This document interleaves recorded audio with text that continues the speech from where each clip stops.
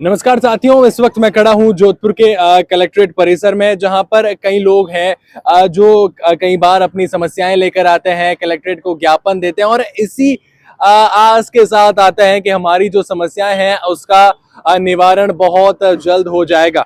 देखिए, और आज भी ऐसे कई लोग हैं जो अपनी समस्याएं लेकर आए हैं, इसी आस के साथ लेकर आए हैं कि कलेक्टर को जो ज्ञापन देंगे उसके बाद हमारी समस्याओं का निवारण हो जाएगा। सर, पहले तो बताएंगे क्या आपकी समस्याएं हैं, कितने महीनों से समस्याएं हैं, और फिर कलेक्टर को ज्ञापन दिया तो कलेक्टर ने क्या बात कही है? ये सर समस्याएं इसी महीने से शुरू हुई है। पहले निरंतर आदमी अपनी स्वेच्छा से जो पॉइंट लेना चाह रहा था, जो विभाग लेना चाह रहा था ड्यूटी के माध्यम से, तो उनको दिया जा रहा था। लेकिन अच्छा, ये आप सारे होमगार्ड हैं? जी सर, सारे होमगार्ड डिपार्टमेंट से हम लोग सारे ही। ठीक है, जोधपुर में करीबन 2500 होमगार्ड है, लेकिन कुछ माहौल के कारण मिनिमम 50-100 लोग ही पहुंच पाए हैं यहाँ। लेकिन वो हम जो पहुंचे, हम अपनी आवाज को सर अधिकारियों तक पहुंचाना चाह रहे हैं, कलेक्टर साहब तक पहुंचाइए। कलेक्टर साहब ने विश्वास दिलाया है कि मैं मेरी तरफ से आगे बात करूंगा, डीजी साहब को जो भी मेरे से बनाया गया जितना मैं आपकी मदद के लिए तैयार हूँ।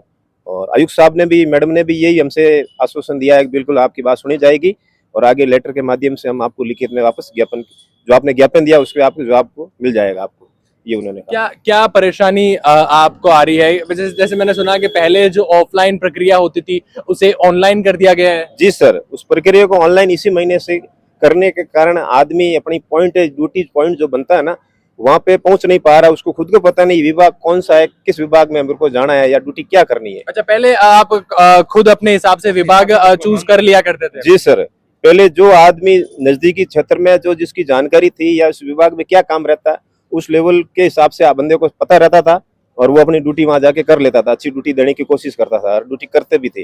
लेकिन अब ये नई प्रक्रिया होने से मुझे खुद को पता नहीं मेरी ड्यूटी किस विभाग में और वहाँ क्या काम रहेगा। चलो काम मैं सीख लूंगा, लेकिन ये मात्र मेरे को 10 दिन लगेगा या 7 दिन लगेगा। लेकिन अगले हफ्ते ये अगले महीने मेरे को ये समस्या दोबारा रहेगी, किसी और दूसरे डिपार्टमेंट में डाल देंगे। अच्छा, दूसरे अगर नेक्स्ट महीने मेरी ड्यूटी नहीं आएगी, लेकिन थर्ड महीने आएगी, लेकिन थर्ड महीने दूसरा विभाग रहेगा, तो ये समस्या दूसरे विभाग में मेरे को रहेगी। बिल्कुल। तो ये मैं इसका तो समस्या लगातार निरंतर बढ़ती जा रही सर। इसके लिए ये यहाँ तक आना पड़ा हम लोगों को।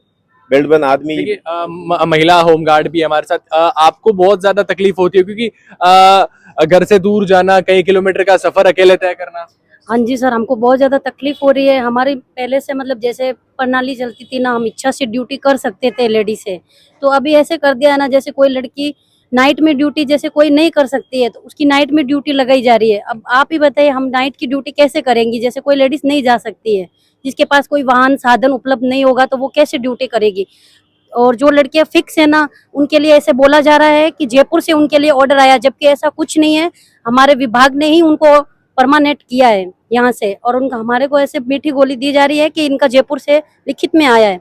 तो जो जयपुर से अगर लिखित में आया है तो हमको भी वो मतलब जो उनका लिखित का है वो हमको दिखाया जाए, ताकि हम भी समझ में तो आए हमको कि भी उनके लिए लिखित में किस वजह से आया है, वो पूरा ही हमको चाहिए। किस वजह से उन लेडीजों को फिक्स किया जा रहा है और हमारे साथ ऐसे अन्याय क्यों किया जा रहा है?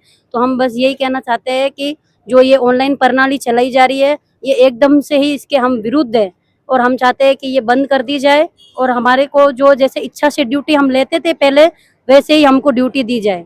Thank you sir. आप इस बारे में क्या कहेंगे? कितनी परेशानी आपको इस ऑनलाइन प्रक्रिया के चलते हो रही है? बहुत परेशानी हो रही है, बीपी शुगर सब है, ऑपरेशन हुआ है, परेशानी बहुत है सब। 40 किलोमीटर बहुत दूर गए थे कल लिस्ट देने, वहाँ जाना बहुत भारी पड़ता है सलावास से। और इस गर्मी में बहुत हालत खराब हो जाती है सर। तो देखिए, हर कोई जो है इस डिपार्टमेंट में लगातार परेशान है और कलेक्टर के पास पहुंचा है, ज्ञापन दिया है और इसी आस के साथ दिया है कि इस समस्या का निवारण हो जाएगा। इस बारे में आप क्या कहेंगे, जरूर बताएं और ऐसी जानकारियों के लिए द खटक के साथ जुड़े रहें।